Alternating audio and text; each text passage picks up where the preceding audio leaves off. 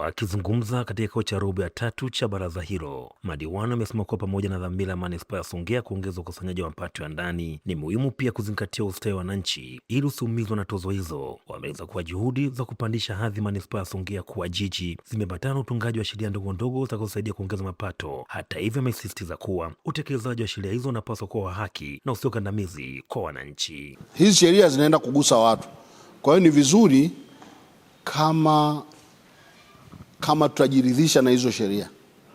Mfano, mimi nazungumzia eneo moja tu la madini ya ujenzi. Hata kama pamoja sheria bado hazijapita, lakini zimeanza kutumika tozo mbalimbali za madini ya ujenzi, hasa mchanga ambao unagusa kila mwananchi wa mji huu. Sheria ndogo ndogo zinalenga kwenye kukuza ukusanyaji wa pato la halmashauri. Madiwani kwa ujumla wetu tumeomba hizi sheria zisiwe kandamizi, hasa kwa wananchi wetu, kwa sababu lengo kubwa tunawatumikia wao. Sisi tupo kwa ajili ya wananchi. Zaidi kubwa tukusanye mapato kwa kiwango kikubwa, lakini bila kuwaumiza. Tuna lengo la manispaa yetu iweze kuwa jiji. Tumeangalia vitu vingi sana. Tumeangalia katika namna gani tunaweza tukaongeza mapato ya kuweza kupanda kutoka kwenye manispaa kwenda kwenye jiji.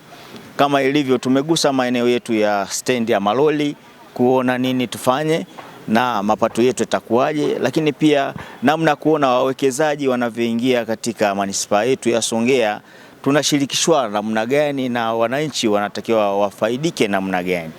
Kwa upande wake, katibu tawala msaidizi mkoa wa Ruvuma Amandus Chirumba amelitaka baraza la madiwani manispaa ya Songea kushirikiana wa karibu na wataalamu wa manispaa hiyo badala ya kuanzisha migogoro isiyokuwa na lazima ambayo inaweza kukwamisha utekelezaji wa malengo ya maendeleo ikiwemo azma ya kuwa jiji. Tunakuwa na uzoefu maeneo mbalimbali kati ya wataalamu na waheshimiwa madiwani hawaendi sawasawa, lakini kama mkoa tunapenda kusisitiza tukiwa mwanzoni kabisa wa utumishi wetu katika udiwani, ndo tunakuja hili baraza la 3. Tuna safari ndefu sana.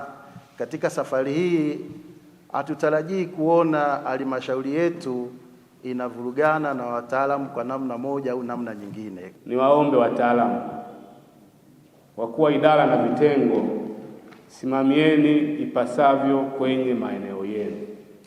Tunaomba huduma kwa wananchi ziboreshwe na wazipate kwa wakati. Sisi kama chama tunayesimamia serikali tunapokea changamoto nyingi sana kupitia ofisi zenu kwenye maeneo ya afya, kwenye maeneo ya elimu. Tunaomba kila mmoja asimame sawasawa kwenye idara na kitengo chake.